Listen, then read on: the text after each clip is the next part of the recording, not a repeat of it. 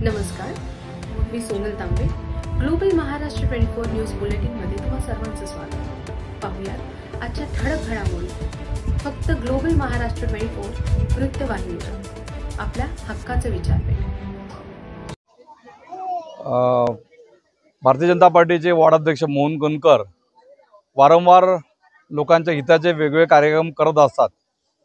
खरं तर ते नगरसेवक नसताना देखील नगरसेवकांनी जी कामं केली पाहिजे ती सगळी कामं मोहन कोनकर करत असतात. आणि त्याचाच एक भाग म्हणून आज एक वैद्यकीय शिबिर, त्याच्यामध्ये खास करून नेत्र तपासणी, त्यात काही मेजर ऑपरेशन असेल तर ते डिस्काउंटमध्ये, चष्मे असतील तर फ्रीमध्ये, अशा प्रकारचं नेत्र तपासणी शिबिर, महिलांचे विविध आजार असतात त्या संदर्भातली चेकअप या ठिकाणी होत आहे.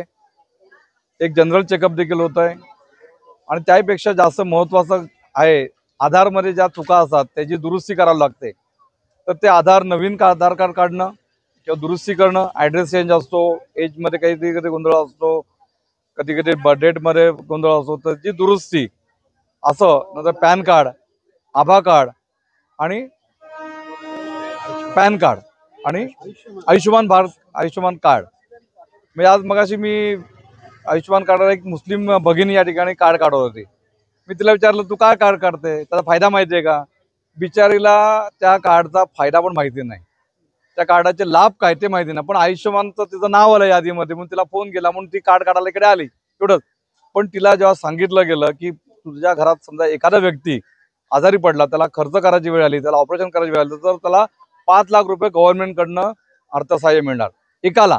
असे जर का 4,000 पडले, पडू नयेत, तिला म्हटलं 4,000 एकाच वेळेला, करोनामध्ये पडले, आता पडणार नाहीत, पण 4 जरी माणसं आजारी पडली तर 4 लोकांना 20 लाखाचा खर्च हा सरकारतर्फे केला जातो. ही अशी अत्यंत महत्त्वाची आणि चांगली स्कीम ही मोदी साहेबांनी केलेली. त्याचा लाभ अनेक लोक या ठिकाणी घेत आहेत.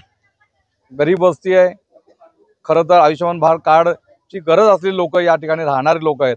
आणि त्यांच्याकरता ही मेडिकलची व्यवस्था, ही चष्मे वाटपची व्यवस्था, ही आयुष्यमान भारतची व्यवस्था, ही आभा कार्डची व्यवस्था ही खूप महत्त्वाची आणि गरजेची आहे. ती आज मोहन कोनकर आणि त्याच्या टीमने, आमच्या मनीषाताई असेल, वार्डातले मेन पदाधिकारी असेल, अनुप असेल, अशी सगळी ही टीम आहे मोहन कोनकरांची. ही टीम ही सतत अहोरात्र या परिसरातल्या लोकांकरता, मग आमचे गरीब वस्ती असून देत का सोसायटीतले लोक असून देत, अशा सगळ्यांकरता मोहन कोनकर धावत असतो.